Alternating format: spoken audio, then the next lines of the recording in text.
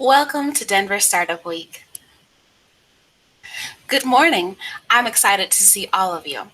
Thank you for joining our 2020 virtual Denver Startup Week, and thank goodness for Capital One Cafe for sponsoring the product track at DSW.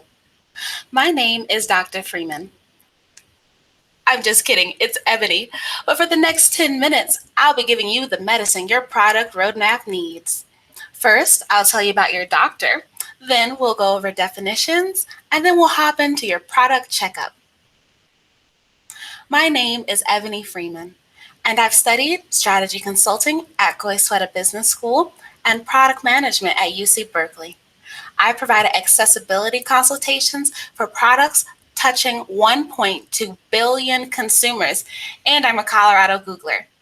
Now that we've talked about me, let's talk about you and the why, what, who, and how of product accessibility. First things first, when I say your hospital, I mean your product. And when I say your patients, I mean your users. So hospital equals product, patients equals users. You got it. Now, I'm sure you already know that having barriers to using your product is like owning a hospital that doesn't accept certain types of patients. Users across the spectrum of ability, from low vision to low attention to low mobility, want access to the talent, creativity, and hard work you put into your product. But when you accidentally make it impossible for them to even open your website or app, you're effectively turning them away at your hospital door. You want to make an impact, solve problems, earn money, but you're stepping in your own way when you don't do 3 basic checks. Hold up 3 fingers for me. Screen reader compatibility, color contrast checking, making every page tab and arrow friendly. Why do you need to worry about screen reader compatibility? Well, for people with cognitive challenges, screen readers allow for experience. Okay, but why take time to do a complete color contrast check? For people with low vision, color contrast allows for interaction. Now that all makes sense, but pretty much every computer comes with a mouse or trackpad, right? For people with motor or muscular disabilities, tab and arrow navigation allow for engagement. What were the 3 items we need to check again? Screen readers, color contrast, tabs, and arrows.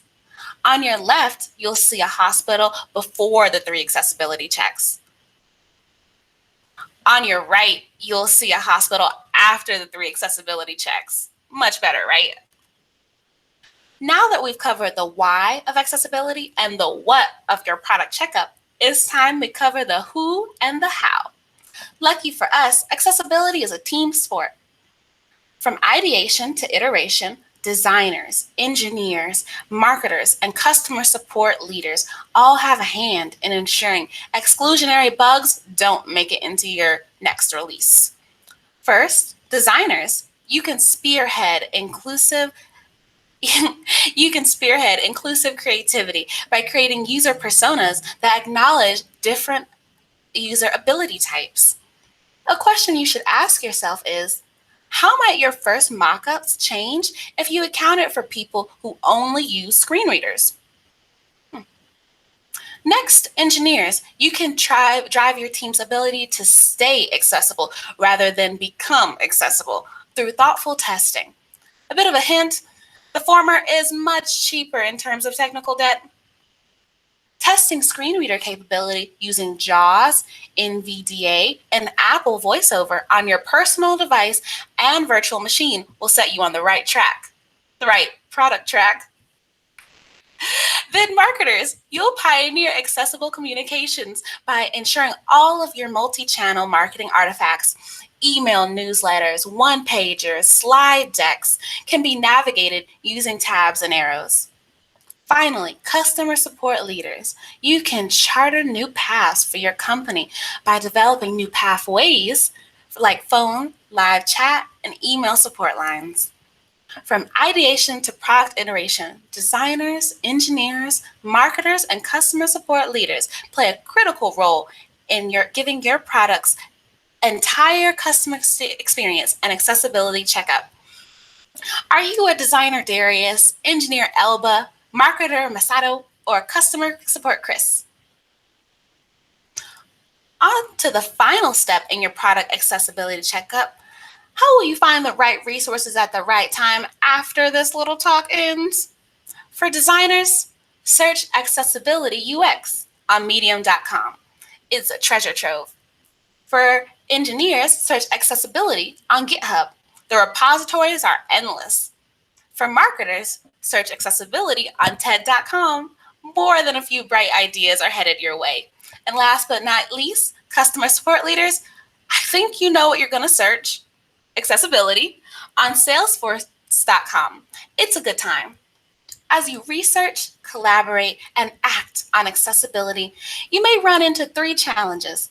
But the fact that you're at the one and only Denver Startup Week shows you have the chutzpah to overcome them all. Challenge A, scope.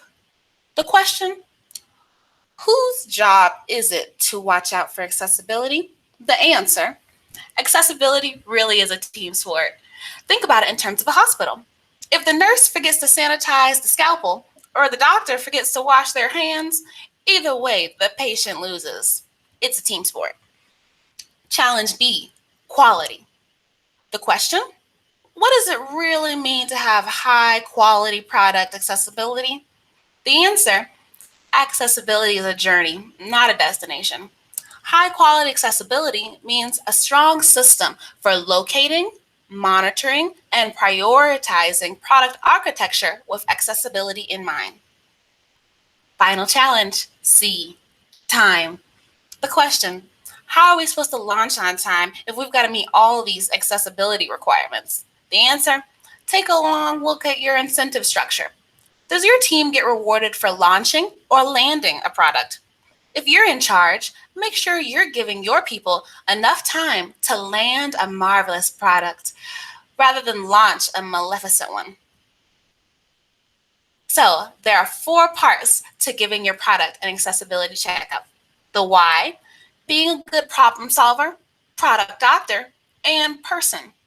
The what, screen reader compatibility, color contrast checking, and tab and arrow friendly navigation. The who, designers, engineers, marketers, and customer support leaders. The how, Medium for designers, GitHub for engineers, TED for marketers, and Salesforce for customer support leaders. Now, before we put a Band-Aid on your product and call it a day, let's think through what happens if you don't complete your accessibility product checkups. It's another great day at your hospital. Patients are smiling from ear to ear as they take the fantastic medicine you made with a healthy dosage of talent, creativity, and hard work. But oh no, you just got a page saying your hospital is being fined for malpractice. It says here that yesterday your hospital didn't even have one room to accommodate a patient with fatal injury. The patient is dead. And the patient's family, they're suing you for all you're worth, now, in the past, and even in the future. In your hospital, you'll be lucky to walk away with your white coat. In terms of business products, one of your primary customer user journeys is inaccessible to a person with a disability with a pain point you claim to solve. And now they've sued you. And that white coat, that's your IP, intellectual property. It's all on the line if you get hit with a fine. And this doesn't just happen at the startup stage. Even massive conglomerates can get hit with gnarly fines. Well, just last year, a popular coffee company named Buckstar got in a bit of trouble with the U.S. Department of Justice Civil Rights Division regarding physical space requirements. And in 2012, the popular movie streaming service Flixnet found themselves in a pickle around closed captioning. How can you avoid messes like that? That's why we're here today. Let's go over your product checkup one more time. Hold up 3 fingers for me. Screen reader compatibility, color contrast checking, making every page tab and arrow friendly. Well, now that you've been to the doctor, it's time to go back to your own hospital. When you get back to your team, you'll be asking yourself 3 questions. Will you be accessible to all customer patients? Or will you only treat those that are easiest to solve? What kind of problem solver, physician, and person do you want to be? If you'd like another doctor's visit, please feel free to reach out to me on LinkedIn.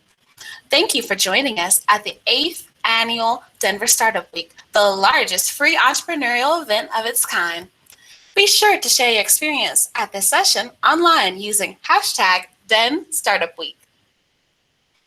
At Denver Startup Week, we strive to make all of our sessions a space where attendees can connect, learn, and grow, regardless of gender identity, gender expression, race, ability, sexual orientation, and the combination of those identities. As you leave today and throughout the week, introduce yourself to someone who doesn't look like you or who may identify differently than you. Thank you to all our track sponsors, as well as our partner and member sponsors. Denver Startup Week. Have a great one.